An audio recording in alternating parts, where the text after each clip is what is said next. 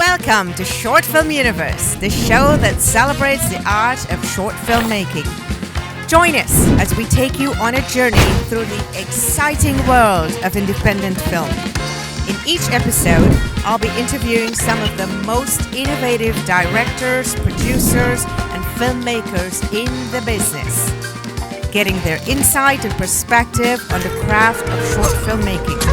We'll look at drama, comedy, documentaries, even mockumentaries, and all the genres that make up this exciting industry. So sit back, relax, and get ready to be entertained. This is Enna Morgan inviting you to join us at Short Film Universe.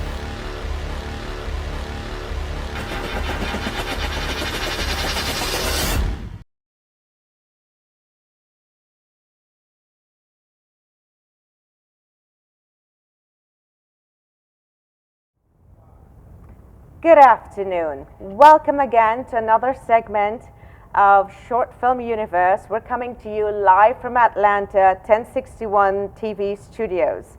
And today we have a fantastic segment lined up for you.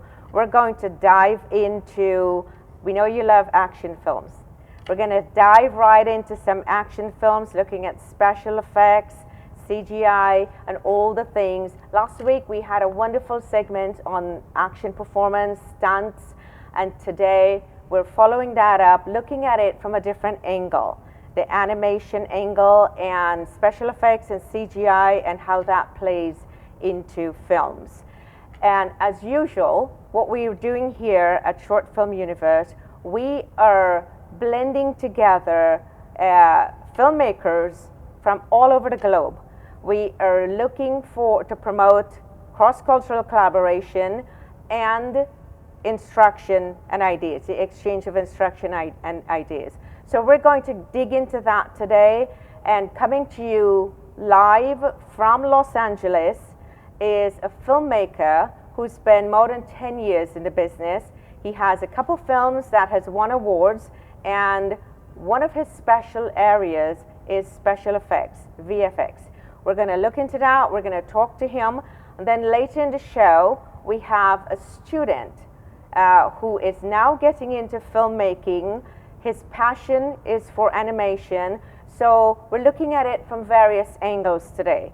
So I will take you right now to Grady Fiorio, coming to you live from Los Angeles. Grady? Hey, how's it going? Fantastic. How are you doing? I'm doing great. I know we're on a different time zone, and I really appreciate you jumping in and joining us here in the studio today. So tell us a little bit about your experience in the films that you work in and in the film industry. Yeah, so like you said, I've been in the industry for about 10 years, writing and directing. I kind of got a little bit more of my start in post-production, but from there expanded writing and directing, and then doing a little bit of acting, and kind of just getting into every piece of production, producing and whatnot. But I also started doing a lot of special effects. I had a really great teacher who trained me a lot of the basics of programs like After Effects, and then from there I just self-taught just a ton of stuff, and played around with a bunch of different software, and here I am today. Okay, fantastic. You know, I looked at your reel and I wanted to show that today because that was something where I could see a lot of the work that you do. So I'm going to play that clip so the audience can be on the same page of what I'm looking at. So I want them to see some of the work that you've did using those special effects. Sounds great.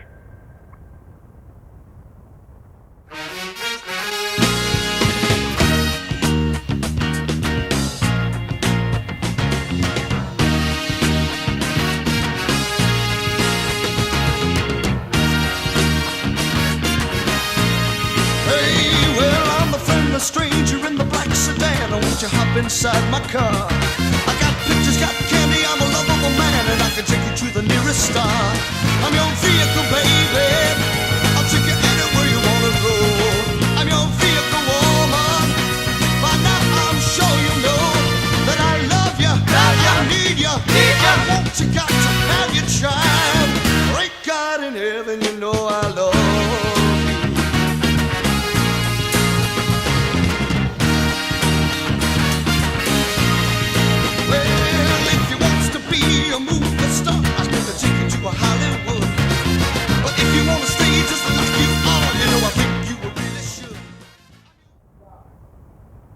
Okay, so you've seen the work, Grady Fiorio, coming to you live from Los Angeles. And Grady, I love the special effects you used in there. Could you explain to us what exactly you're doing? Yeah, so there's a lot of different things in there that I've put in, and there's a couple of projects that aren't in that reel that I want to add to a new one that's maybe focused a little bit more on special effects. But a lot of it is very compositing heavy, which is taking essentially two clips and combining them, stacking one on top of the other, and doing a lot of what in the business we call rotoscoping, which is cutting something out frame by frame and then moving and animating it along certain lines. And it's really time-consuming stuff, but with some ingenuity and some cleverness, you can really pull off some great stuff and kind of convince people that you got a lot bigger of a budget than you actually do. So it's fun. It's good times. Okay, so there's some parts there where there's it looks like the man's face is cracked. There's some strange things happening. Educate me on that. What exactly is that? Lighting? Is that CGI you're using? What's happening there? Yeah, so that clip in particular is from an upcoming film I have called Stuck. And the short version is kind of a time travel film, starts getting into some weird dimension type stuff. And during that scene in the film, this guy starts kind of traveling through time a little bit, and weird things start to happen. So what I wanted for that is there's two different sequences in the film. One where he travels back in time just a little bit, and then one where he moves really quickly in time and travels in this large portion. And I believe the section of the clip that you see is that big, large portion where we kind of went all out. And it's a combination of all kinds of different things. So one, for that scene in particular, it's meant to be super intense. So the editing is very snappy, just in the general cutting of it, the pace of the cuts. The camera movement is very erratic, but then it's actual manipulation of the footage. So I don't know if I would necessarily call it CGI. You could call it that, but it is taking different effects. Some are just as simple as just dragging, dropping something on there to like mess with the color or kind of warp the shape of his face or something like that. But then there's other things where you're layering clips on top of each other to make look like there's 10 of something when you only had one on set. Or is that sort of like superimposing? Yes, I would say it's sort of like superimposing, but it's using all kinds of different elements, both things you had on set and both things you're doing digitally, and combining them to create kind of this whole synergy and put it all together. Okay. Now, I'm going to want to, because one of the biggest controversial things, conversation right now that I'm seeing since Avatar 2 came out, Way of the Water, Avatar Way of the Water, which is the third on the number 3 in the box office. Of course, with the original Avatar being number 1, both of them winning best special effects. So of course, I'm going to want to dive into that and get your view on that. But before we do that, and that's heavily laden with CGI, so I'm going to want you to comment on that, of course. But before we do that, in vein of what you're just talking about with all the layering and the budget that you mentioned on this film that you're doing, Stuck, and you mentioned Stuck, that leads me to the next clip I want you to look at. Well, of course, it's your clip. You've already looked at it. But I want you to look at it again critically and help us understand, because my understanding from talking with you is that what you did here in this film is using your special effects technique. It looks as though you're spending a lot more money on these films than you really are. So perhaps, to educate the up-and-coming filmmakers out there, help us understand what you're doing. So I will roll that clip that you did with Stuck, and what I'm seeing, and you'll tell me if I'm seeing correctly, it's the same person in the room in 3 different places. Is that what we're seeing? Yeah. Okay, so I will roll that clip, and then I'll come back to you and you'll tell us what we're looking at and how you accomplish that on a low budget.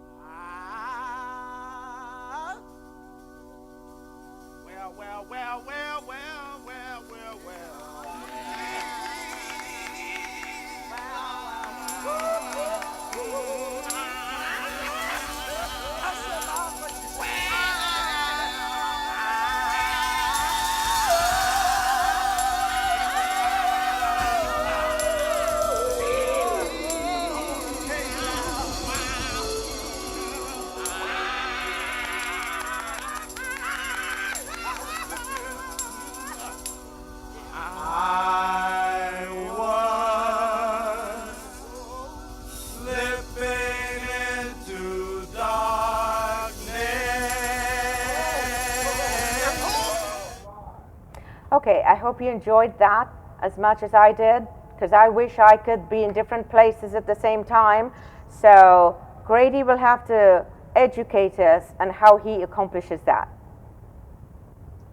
Yeah, so what makes Stuck really interesting, at least I think so as the director, is that that was a film designed around its limitations.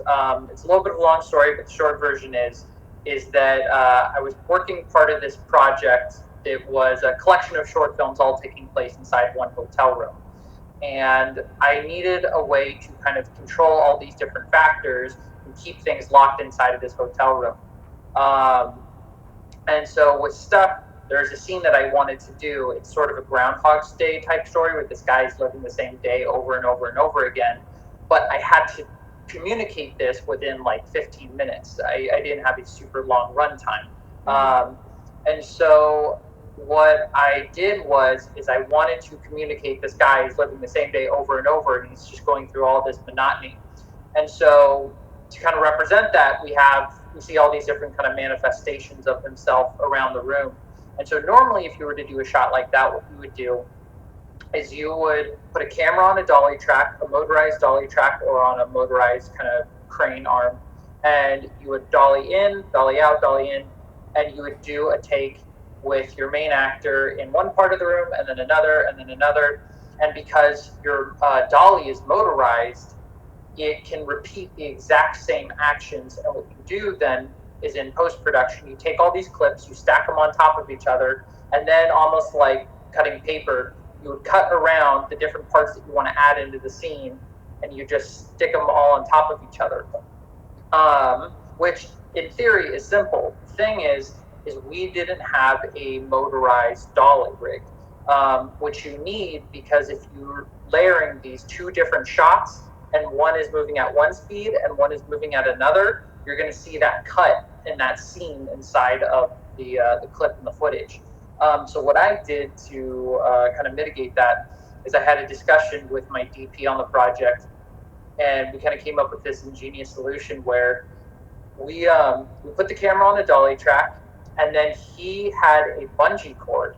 And what he did was he hooked the bungee cord onto the dolly track, and he said, all right, what I'm going to do is use this bungee cord to pull the dolly as slow as possible. Just get it into the smoothest, slowest possible thing.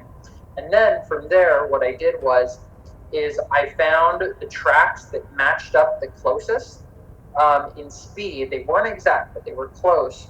And then from what I did from there is I stacked all the clips on top of each other, made my cut.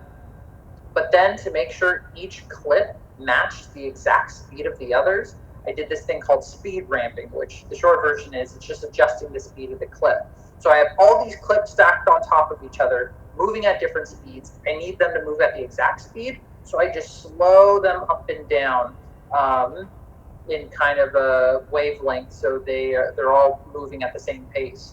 And that way we didn't have to spend, thousands, if not hundreds of thousands of dollars on a really complicated computerized rig. And then when people see that, they're like, oh man, that's super cool. How did you do that? And it's kind of a simple trick, but it gets you so much more. So thank you. And again, here at Short Film Universe, we're all about educating you as to how films are made and sharing ideas from filmmakers, innovative filmmakers all around the world. So there you just heard from Grady Fiorio from Los Angeles, how he did something that to me, and of course I'm not a filmmaker, I've made some films, but I wouldn't call myself a great fancy filmmaker. So this is all amazing work to me. And I know that you're looking at that and you're probably wondering, how did he accomplish that? So now you know. I'm so glad we were able to bring that instructional video to you, all wrapped up in this segment. So Grady, now of course after looking at that and seeing your ingenuity about it, I want to dive into Avatar, because of course that tops the list of one of of being the best in visual effects, CGI, and that sort of thing. In fact, there's a controversy that there's some who are saying it should actually be in the category of animation. So I'm going to ask you first, let's put that controversy to rest. Your view on that, your take, if you think it should have been or shouldn't have been, and then if you can break down for us a little bit some of the things you see there that you could elucidate that the average person can perhaps. I know it's also in the list of being one of the most expensive films to make. So on top of winning all these awards, which no surprise there, and being number 3 in the box office since its release in 2022, and Avatar itself being number 1 since its release in 2009, so that's a long time to hold a record. On top of being all that, it's just a phenomenal film, and so I would like your take. Let's look at it, and you tell us what we're looking at. Are you there, Grady? Oh, yeah. Yes. Yeah. So the question is, do you think this should be in the category of animation? And then tell us a bit of what you see coming from your lens as a filmmaker who's been doing this a long time and whose specialty is special effects. Tell us what you're seeing from your side of it. Yeah, I think it's an interesting, sort of a multi-layered question. To answer the first part, could it be considered an animated film? I think 100% yeah. I think there's no reason why it couldn't. So you're in that camp, okay. The film itself, for those who have seen it, would know, it is, the vast majority of it is animation. It's shot inside of volume. The characters are CGI. There's a few live action characters, but I would say 96% of that movie, 95, 96, really high percent of that movie is animation and CGI. And so could it on a technical level? Yeah, it totally could. Do I think it should have been nominated? I think I don't really have a problem with it. I think I would have been totally cool with that. I think, honestly, what is more interesting about it is the debate in it of itself, because I think people they ask this question and this conversation happens in Hollywood or in kind of the cultural filmmaking zeitgeist. And it really seems like it's more about people see animation as like the lesser form of filmmaking sometimes. Like it's, Avatar is a real movie, so it's not going to be an animated, feature nomination. That's an interesting perspective there, and I'm sorry to interrupt, but I wanted to capture that. You're saying that they're seeing it that way because they're looking at animation as a lesser form of filmmaking. Yeah, that's an interesting perspective. Yeah, so that is kind of what I'm saying. I think it's interesting because animation has been around almost as long, if pretty much as long for as a long filmmaking time. has been around. Yes, yeah. And so these two mediums have grown up together. They've been on the same page. I mean, one of the first films ever made could honestly be considered an animated film. It's a short of a man riding on a horse, but it's the way they compiled it and put it together. It was 12. I think it was like 12 cameras all lined up, all taking pictures very rapidly. And then they just combined those pictures together. So it wasn't even just one camera rolling. So when we talk about the origin of filmmaking, it almost comes back to animation. But I think people in the back of their mind still kind of feel like animation is Bugs Bunny or it's Looney Tunes or Mickey Mouse, which even still then, like, if you know the craft of how hard it is to make those things, like, sure, it might be aimed towards a younger audience, but it still takes an incredible amount of work and craft to create. And I think Avatar is just another, it's the evolution of that. And so I think the question is not, should Avatar have been nominated, but rather, if it was nominated, would we be seeing it as a lesser film? I don't know, from what I've read, and perhaps you're seeing different conversations. one of the conversations that I saw and I was referring to was where there's the discussion, should it be in the category of animation? Now, the Oscars don't agree because according to their standards for animation, in their minds it didn't qualify and it served more as a live action film. So I know it took away 4 awards at the Oscars, including Best Special Effects. So I'm sure James Cameron was not complaining, especially considering if you look at the first 5 box office top hits, he has 3 in there. So I know he's not complaining at all.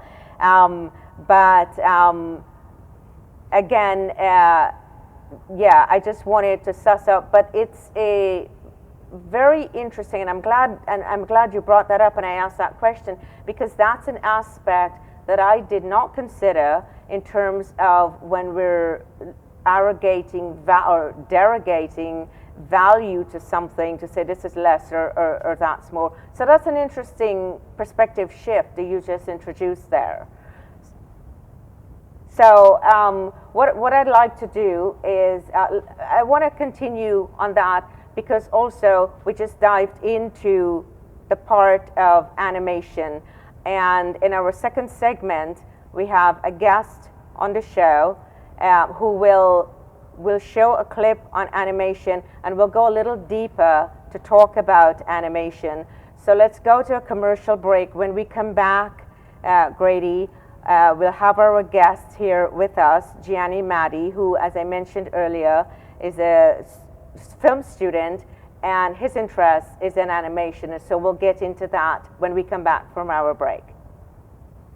My name is Lauren, and welcome to TV 1061. Join our network and broadcast your film live across the continent.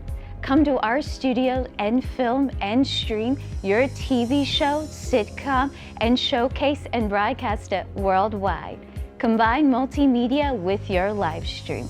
Independent filmmakers show your movie and afterwards interview your cast live. Sponsors, advertisers, I'm talking to you. This is your chance for global exposure. These are exciting times that we're in.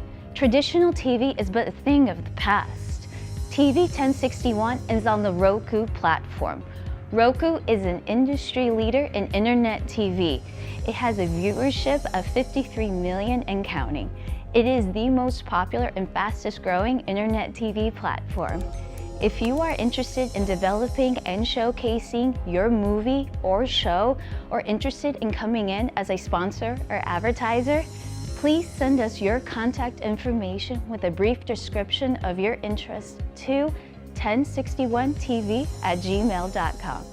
Thank you. Hi. To life experiences that are well beyond that which their years should allow. Violence, trauma, poverty, injustice. Our children's lives and their livelihoods are in constant danger. Wisdom Inc. is a community-based organization designed to save young lives by reducing violence and assisting youth in their personal development. Wisdom stands for wise individuals structuring and developing youthful minds. Through our collective wisdom, we can change lives for the better. Wisdom Inc.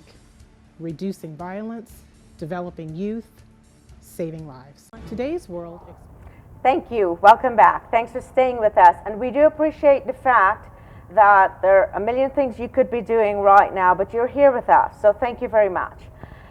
Now, as I mentioned, we have a budding filmmaker, and what we do here at 1061 Studios in Atlanta, we also, in keeping with looking after the youths in the community, we have a program called Wisdom Inc., where we like to work on keeping the youths off the street. And so bringing in Gianni today, we're looking from an instructional perspective, how do we help the youths in their education? At 1061 Studios, we also have internships where they come in and they train with our producer, learning the business of filmmaking. Gianni is one of those who will be coming in and interning with 1061 Studios. And this is an amazing young man, 13 years old, in 8th grade. He's done things that I haven't done. He's been up in the air more than 3 times in a Cessna. So he's flying high, needless to say. And I have no doubts that this young man is going places. So starting out in aerospace at his school, he fell in love with it, but realized that he had a passion for filmmaking. So he's now in the filmmaking program in Conyers Middle School right here in Atlanta, and we brought him in today to give his view on animated films. And as you heard Grady mention earlier, the view in the film industry is that animated films are perhaps the lesser type films. So Gianni is here with us today, and he will give you his view on animated films. Good afternoon. Thank you for that wonderful introduction. I'm ecstatic to be here. Yeah. So Gianni, give us a little bit of what that was like, going up there in a Cessna. You were up there 3 times, flying high.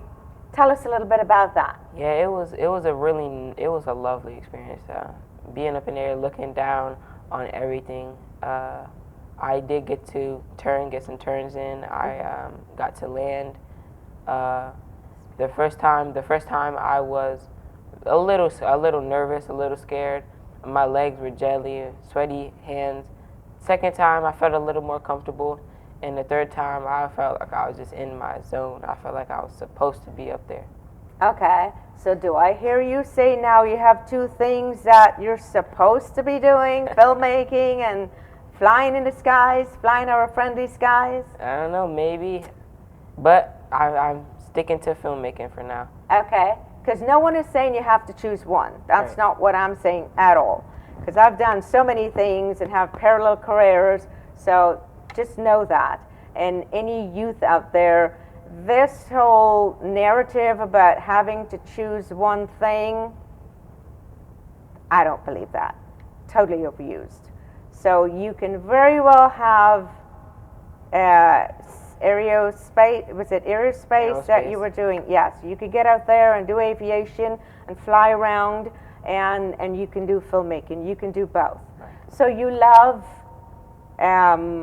animated films. Yes, I do. Why is that?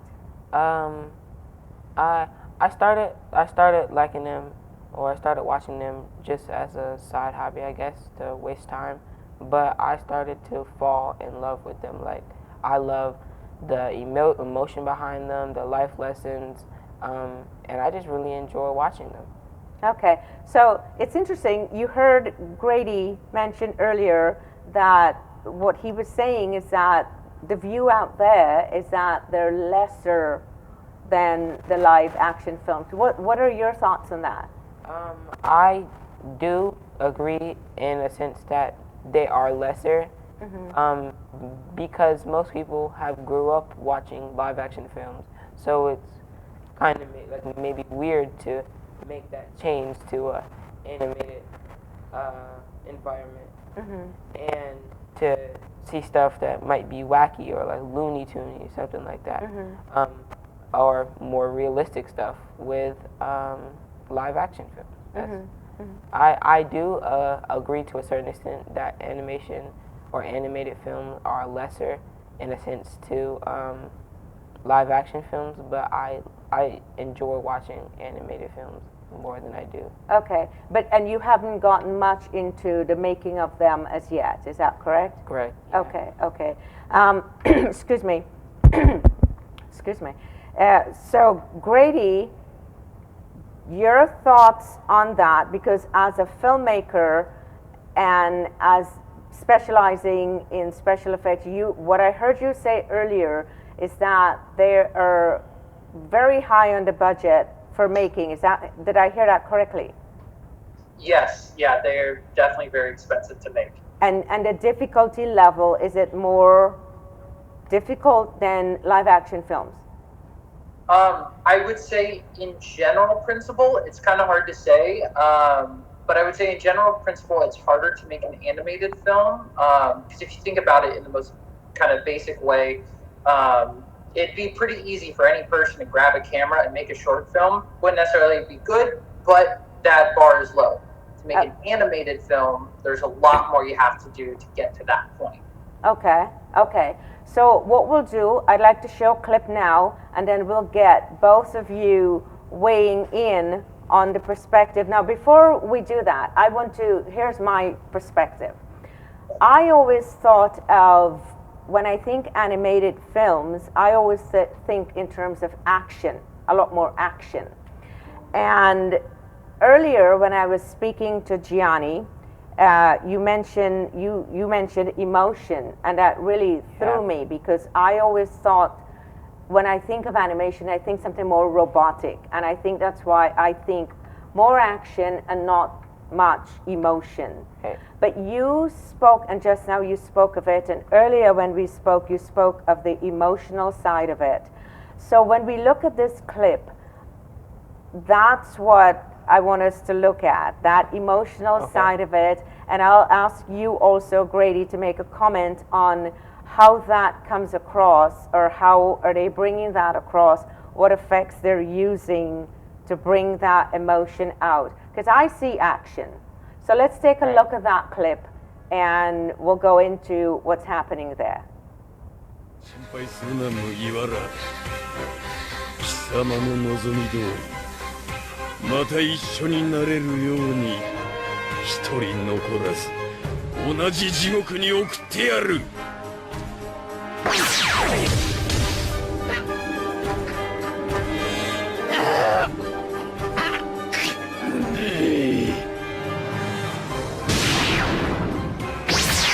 まだろ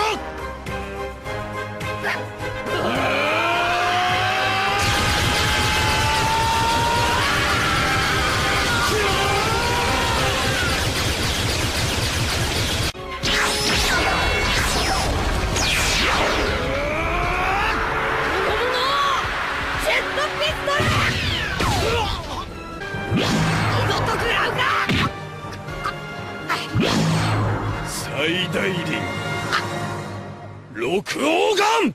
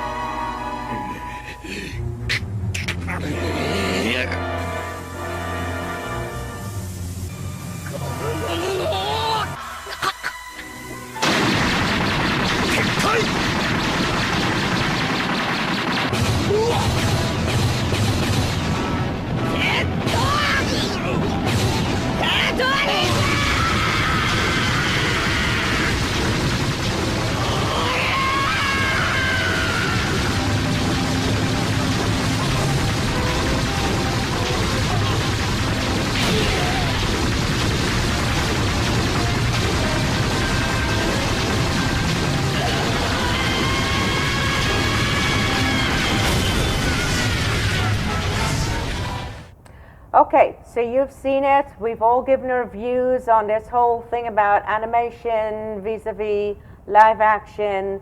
Feel free to send us some comments as you're watching live, and tell us what your views are on this clip that we've just looked at. So I'll go back to Gianni here. So tell us a bit about this. When I watched this clip, I was a little confused. After watching it and doing a little bit of research, I learned that it was a huge pivotal point in this animated film. This particular clip we watched today? Yes. Okay, and how so? the emotion that it like held in the clip. He made a promise to his friends and to himself that he wouldn't lose he had already lost the first time, and as you saw in the clip, he looked like he was passed out, about to fall over, and instead of falling, he caught himself and he kept on fighting. Why was it a pivotal? Because it was a lesson that you can really do anything you put your mind to. Oh, you're talking the storyline. Yes. I'm sorry, I thought you were talking about the film itself and in the making of the animation.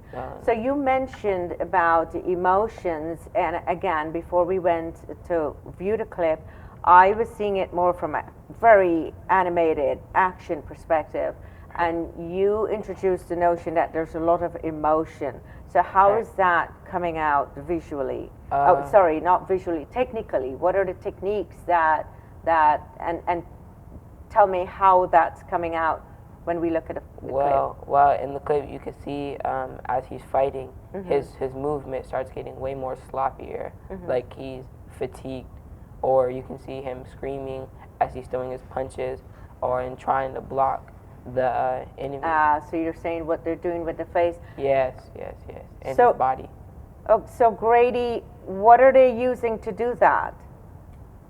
So I think you bring a good point. It's a lot of it is in the face. Okay.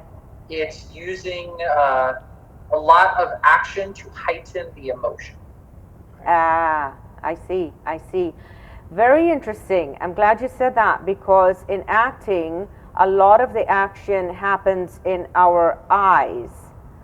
And you're saying that with animation, it happens in the body and the face? Right, yes. Wow, see, this is all instructional. We're all learning today. So tell me some more, Gianni. About the clip? You can see when the camera angle pins on him as he is falling or walking away, it doesn't look like he's conscious. It looks like he's like wobbling, about to fall. You can see his eyes have no pupils, and it's like he's gone. It's like there's nothing in his body. It's like his soul left his body. So this is all part of the animation of how they're bringing that emotion to view.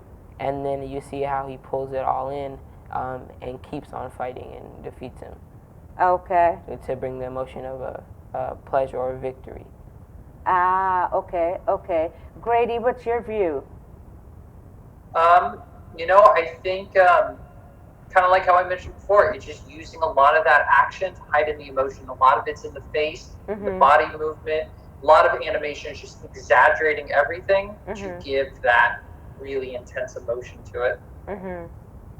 So it's the intensity of the emotion, and that's brought to life through what specific?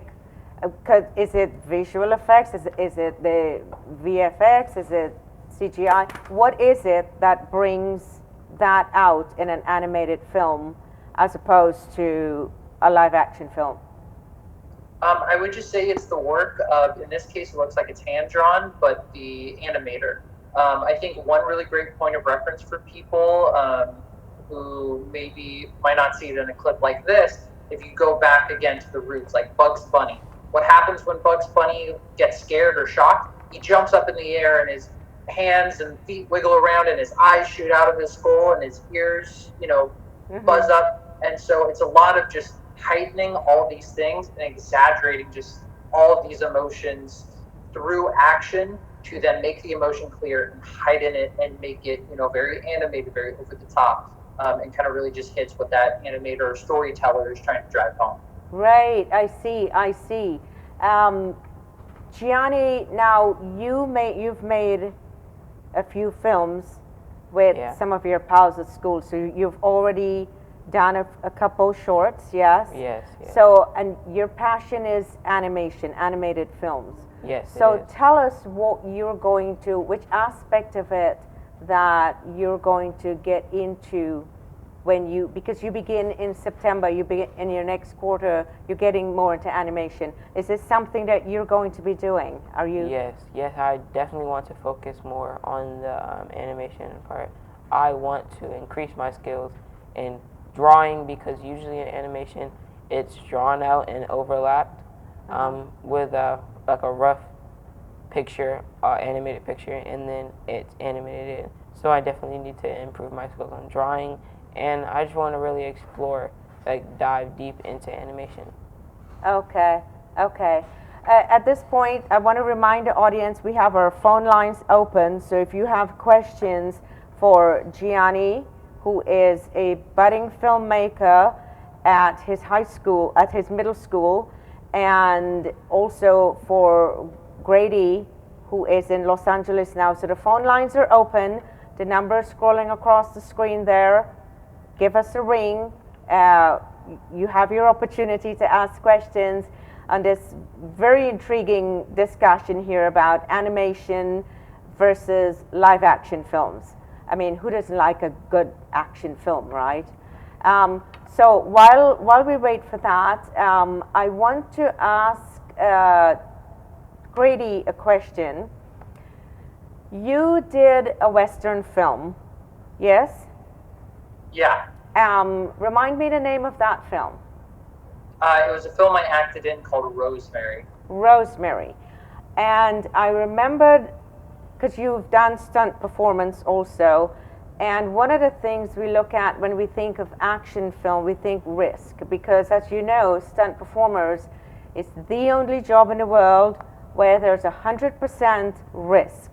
So when we do stunt performance, there's risk all the time. You were doing a particular scene that was very risky. You're hanging off the side of a truck, and I'm curious to ask you, in terms of animation and all these special effects that we're talking about, if you were the director on that film, would you have done it differently? Would you have integrated more animation or motion capture or CGI to make things appear to the audience differently or more enhanced? Or tell us how you would have done that. So that scene of the truck is actually, that was for a different project. In Rosemary, it was more fight scenes and fight choreography. Mm-hmm. But to your point, anyways, as filmmakers, we're always kind of balancing two different truths when we do stunt work. It's the live action always looks better. It pretty much, whatever you do for real, it always looks better. But it's not always safe, even with a lot of precautions, and you really need to have people that know what they're doing. Otherwise, it can be deadly. And so, but with the right team, those things can be done. I mean, look at Tom Cruise in Mission Impossible. He hung on the side of a plane for like 20 takes or something. Right, yeah. So with the right stunt team, theoretically, you can kind of do, I hate to say anything, but you have a lot that you can do. I think as a filmmaker, you always have to assess what can I do safely? Because that's always got to be paramount. Because who cares if you get the coolest stunt in the world if someone dies? Because you can't take that back. That can't be undone. So safety always has to be paramount. And then from there, you have to assess, okay, what can my safety team, my stunt coordinator, what are they prepared to do? What are my actors comfortable with? And you figure out where that line is, and if it crosses the line, then you go, okay, what's going to be CGI? What's going to be a body double or some sort of effect to kind of, do this in a safer manner? And sometimes you go, well, it's not safe to do, and we don't have the special effects to do it. So now you're kind of like, well, we need to think of a new stunt. We need to think of a new special effect. We need to find a way to rework this scene for the limitations we have. And often those limitations breed new creativity and life into our projects. Okay, so it seems to me that animation, special effects, motion capture, CGI, whichever one we're integrating and using is definitely the future. Do you agree, Gianni? Yes, I do. Okay, I see a lot more, all these gaming things. And the box office tells a story. I mean, there are 4 films up there. If you look at from number 1 to 5, 4 of them are using all these different various techniques to enhance the film, give a better audience experience. So I think that's definitely where this is going. Is that what you're looking to capture, Gianni? Yeah. Yes, Okay. I am. What are your views? Because I asked Grady this, and I want to throw this at you now. What are your views on Avatar? I think that the Or the let me ask that qualification question of- differently. Is this where your mind is projecting when you think of animation? Okay, hold that thought. We have a call coming in. Let's take that call. 1061 Studios, thanks for calling. Hello? You're live on our show at Short Film Universe. Hello, can you hear me?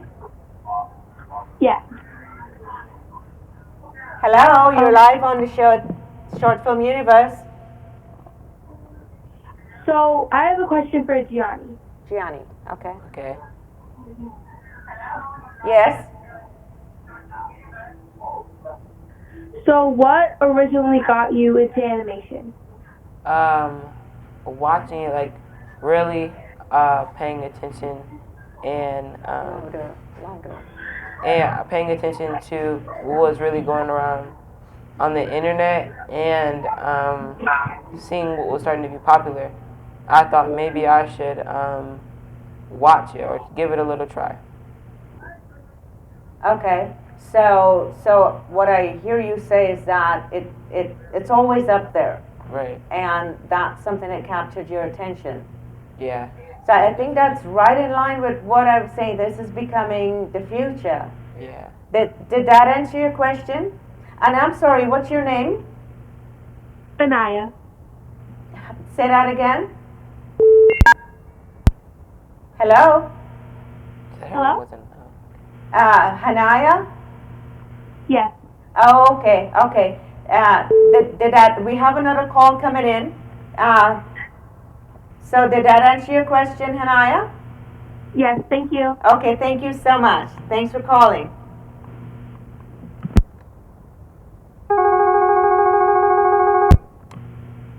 Hello, welcome to Short Film Universe. You're live on set.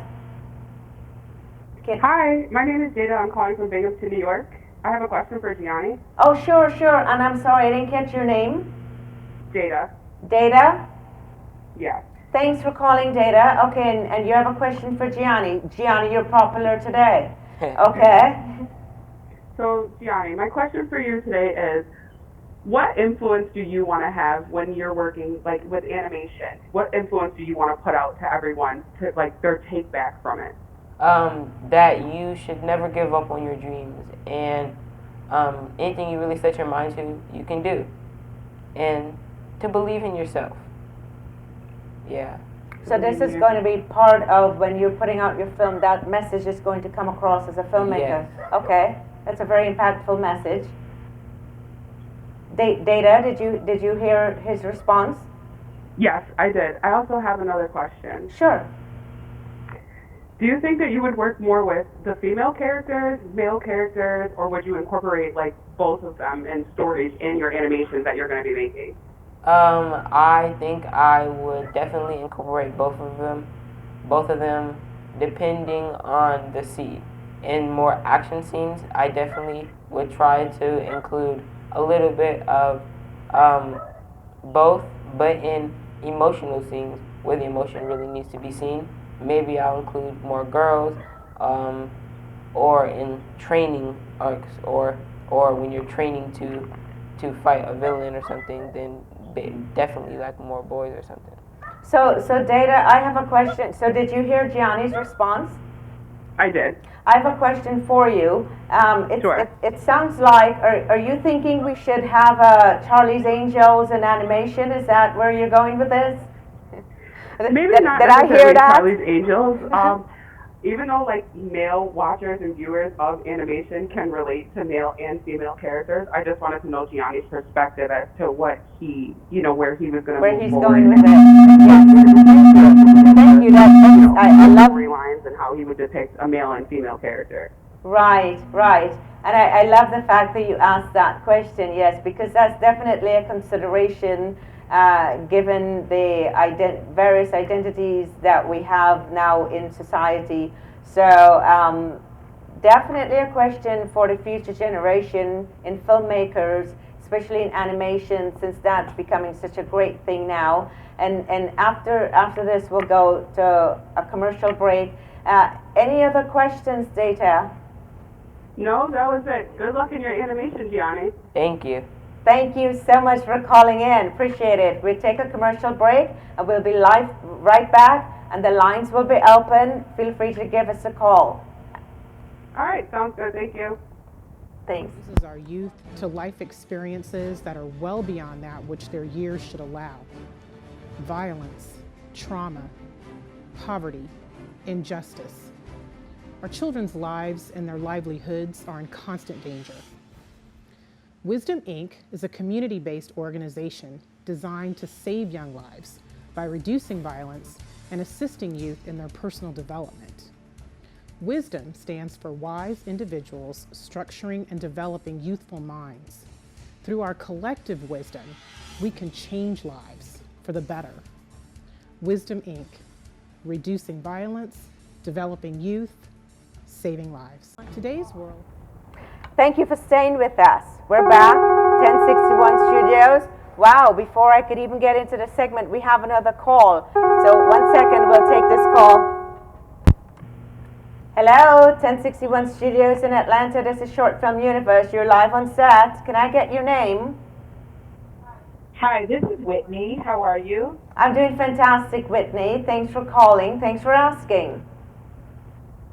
You're welcome. My name is Whitney. I'm calling in from Dallas, Texas. And I just wanted to ask Grady a question, if that was okay. Okay, Grady, can you hear Whitney? Yeah. Okay, go ahead, Whitney. He can hear you. So, Grady, what I wanted to know is, do you see yourself personally moving into more of bringing animation and more CGI into your films as you move on, being that this is such a popular area in film right now? You know, that's an interesting question, and it's one that a lot of filmmakers, I think, have been asking themselves. I think for me, I see all these different avenues as tools. And it's a tool for telling the story, which is always at the heart of it. I definitely want to try and experiment with some animated films and move into that and see what opportunities for characters and emotion that offers, especially as the tools expand and become much more user-friendly and available to people. So it's definitely something I want to experiment with. But for myself, I don't see my career specifically as an animated director or live action. I see it as kind of all-encompassing for whatever services the story and the characters. Okay. All right. Thank you so much, Grady. Thank you. I look forward to seeing more of your work. I really love the clips that they played of yours as well. Thank you. Well, if you like that, Whitney, we have, before we end, we'll show one last one. I saved the best for last. I mean, of course, they're all fantastic.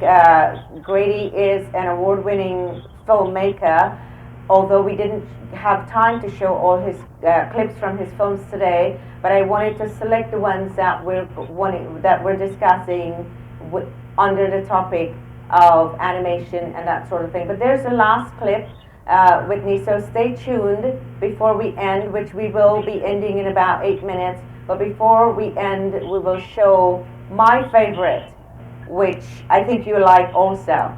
So thank you so much for calling in, Whitney. Thank you. Thank you for having me. Great show, by the way, you guys. Thank you. Thank you so much. So, Grady, reckon I have to do that. So, Grady, I want to come back to your filmmaking expertise. There's the last clip I want to show that it's a pizza delivery. I love the humor in this, and I want the audience to see that portion of Grady coming out. I find it fascinating. Before we go to that clip, I want to say again, at 1061 Studios, the Wisdom Program, which is the sponsor of bringing Gianni on the set today, the Wisdom Program, again, is focused on giving youths a direction, and they've done wonderful things in the community. And our producer, Felix Washington, is always happy to coach. He's done this in the past. He's always happy to build future filmmakers and producers. So at 1061 Studios, feel free to send us an email, 1061tv@gmail.com. If you're interested in doing an internship in production filmmaking, and if you're looking to get on the show, it's 1061tvcasting@gmail.com. Send us a clip, send us your bio. We'd love to have you on the set. This is a production that brings together filmmakers globally. This is the only show that's bringing filmmakers together globally, and we focus on also on cross-cultural exchange of ideas and instruction. So thank you again so much for watching. Don't go away. We will have a look at Grady's film and a clip, and we'll come back. He'll tell you a little bit about it, and then we'll close out. So stay tuned. Here's Grady's clip coming up.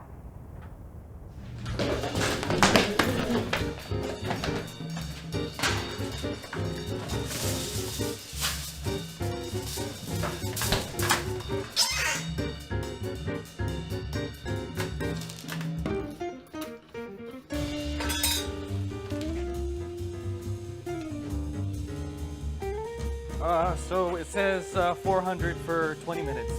Fuck that. 500 for 5 minutes.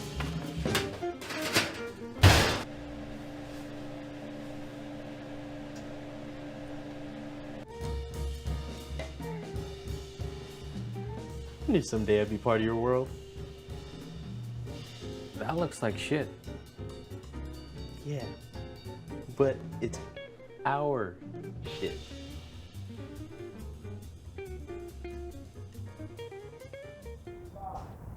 Thank you for staying tuned with us.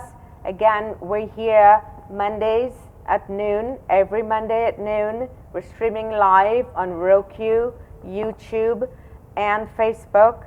And we're also here live, coming to you from Atlanta, 1061 Studios, on Thursdays at 5 p.m. And all of that is in Eastern Standard Time. So join us again. Let's get a quick word from Grady about that clip you just saw. Yeah, so that clip is from a film that I have upcoming called It's Not Delivery. That is going to be releasing hopefully pretty soon. We just did a couple of reshoot touch-ups on the project and a bit in post, so that one's almost done. But that was a scene that I thought was a lot of fun. These pizza delivery drivers are scrambling to remake a pizza that someone has accidentally eaten. And so they have to remake this Hawaiian pizza with just home things they have available. But it was a lot of fun to make that project. It was very crazy, very intense, but it was a lot of using all the tools we had to kind of, all of our filmmaking tools to hide in the comedy, hide in the intensity. And that shot also has a hidden special effect in it. So I don't know, maybe viewers can see where they can find it. Well, I think emphasis on the word hidden. Maybe I need to watch it again. But I reckon it was so humorous, and perhaps that's what captured me. But thank you again so much, Grady, for coming in, taking time to be with us here at 1061 TV in Atlanta. Thank you, our guests, for joining us. Really, really appreciate it. Do have a look at the video that'll be uploaded live on YouTube. Thank you, Gianni Maddi, coming in from Conyers Middle School. Really appreciate having you on the set. Thank your mom for me. She raised a lovely young man. And again, we're here live on Mondays at noon, Thursdays at 5 p.m. All thanks to my producer, Felix Washington, for all this loveliness you're seeing around here. Well, of course, I'll take credit for the outfit. That loveliness is me. Oh, and by the way, this is my Zaria outfit in a production that I did, platform with a fellow filmmaker in Belgium. And so I wore this outfit specially for you today. This is my animated outfit. So thank you so much, Felix, my producer of Short Film Universe. and thank you all for watching. Join us again next Monday, 12 noon Eastern Standard Time. Thank you. God bless. Welcome to Short Film Universe, the show that celebrates the art of short filmmaking.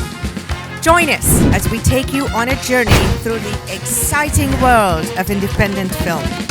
In each episode, I'll be interviewing some of the most innovative directors, producers, and filmmakers in the business, getting their insight and perspective on the craft of short filmmaking. We'll look at drama, comedy, documentaries, even mockumentaries, and all the genres that make up this exciting industry. So sit back, relax, and get ready to be entertained. This is Enna Morgan inviting you to join us at Short Film Universe.